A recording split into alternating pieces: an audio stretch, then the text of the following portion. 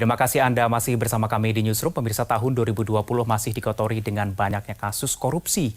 Mulai dari mega korupsi PT Jiwasraya, suap Joko Chandra yang melibatkan petinggi Polri hingga menteri yang terseret skandal ekspor benih lobster dan korupsi bantuan penanganan COVID-19.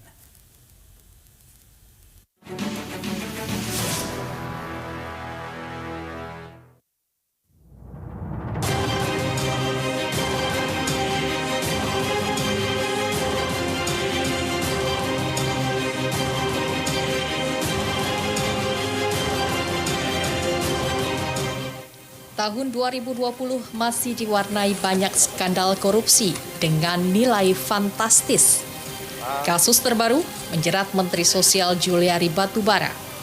Ketua KPK Firly Bahuri menyatakan menteri dari PDI Perjuangan ini diduga meminta fee Rp10.000 per paket sembako senilai Rp300.000. Duit haram diduga dikantongi Juliari sebesar Rp17 miliar karena ia menunjuk langsung rekanan pengadaan bansos pandemi COVID-19. KPK menyita duit sekitar Rp14,5 miliar yang disimpan dalam 7 koper, 3 tas ransel, dan amplop di salah satu apartemen di Jakarta dan Bandung. Seluruh uang digunakan untuk kepentingan pribadi Juliari. Untuk fee tiap paket bansos disepakati oleh MJS dan AW sebesar Rp10.000 per paket sembako dari nilai Rp300.000 per paket bantuan sosial. Sedangkan untuk periode kedua, pelaksanaan paket bansos sembako terkumpul uang fee dari bulan Oktober 2020 sampai dengan Desember 2020 sejumlah Rp8,8 miliar. Yang juga diduga akan digunakan untuk kepentingan saudara JPB. Skandal korupsi Juliari ini sangat menyesakkan dada karena ia tega mengkorupsi dana penanganan COVID-19. Ketua KPK Firly Bahuri bahkan mengancam jika ada pejabat yang mengkorupsi dana penanganan pandemi COVID-19, KPK akan menuntutnya dengan hukuman mati.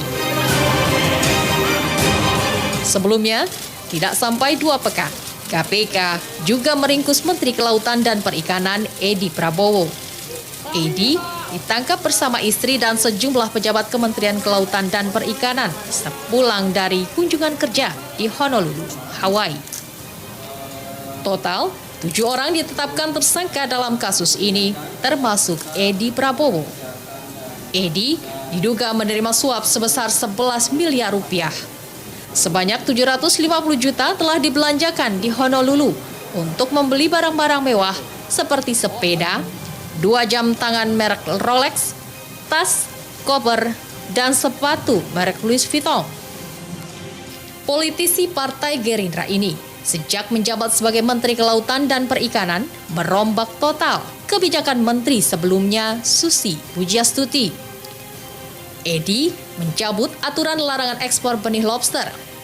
Edi sempat menjawab kritik perihal izin ekspor benih lobster yang diberikan kepada 26 perusahaan eksportir benih lobster yang diduga memiliki kedekatan atau satu lingkaran dengan partai tempat Edi Prabowo bernaung. Sebelumnya, Polri, Kejaksaan, dan KPK disibukkan dengan kasus buronan Cesi Bank Bali Joko Chandra. Joko yang buron selama 11 tahun akhirnya ditangkap di Malaysia 30 Juli 2020 lalu.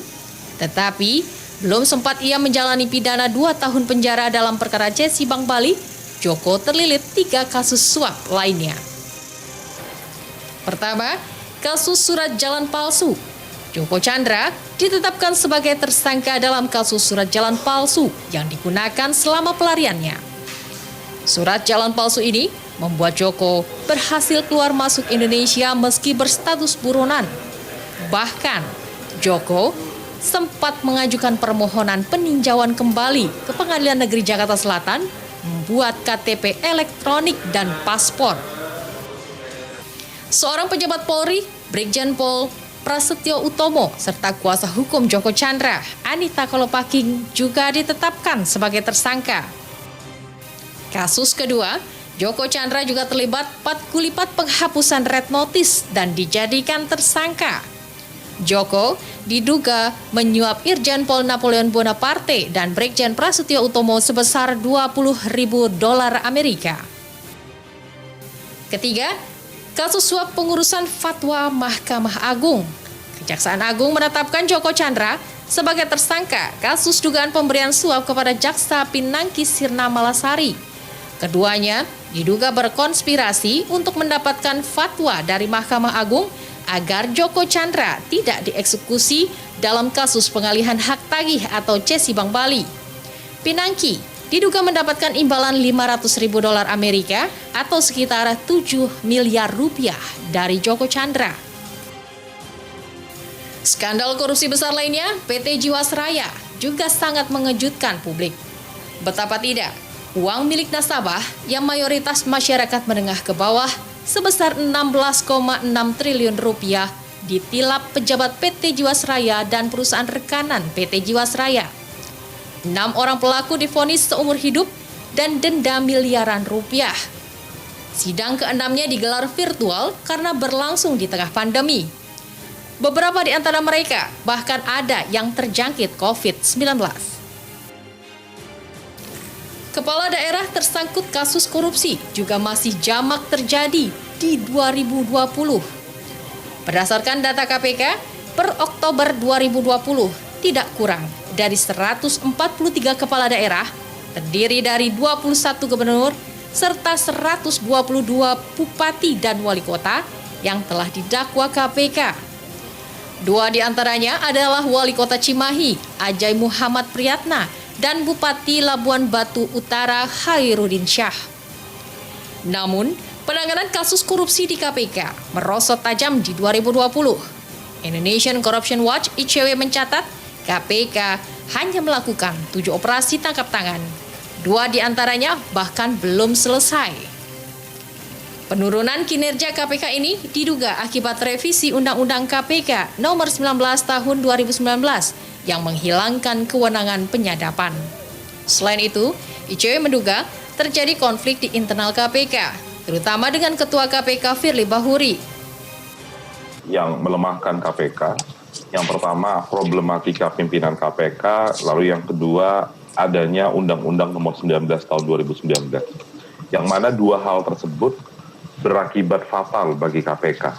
Misalnya yang pertama dalam konteks penindakan itu merosot tajam dalam hal tangkap tangan.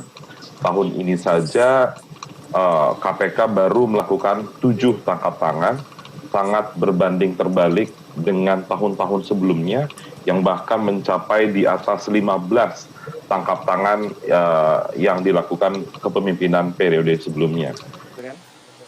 Setidaknya ada 12 perkara korupsi yang belum tuntas diusut KPK, seperti kasus korupsi KTP elektronik, skandal Senturi, serta bantuan likuiditas BI. Di tahun 2021, ICW memprediksi perjalanan KPK semakin terganjal karang. Revisi Undang-Undang KPK dianggap telah menumpulkan taji KPK secara permanen. Salah satu penyebabnya terdapat alih status pegawai KPK menjadi aparatur sipil yang rentan menciderai upaya penindakan. SP3 yang tertera Undang-Undang KPK juga berpotensi dapat menghilangkan tunggakan kasus yang selama ini mangkrak di KPK. Tim Liputan, JAK TV.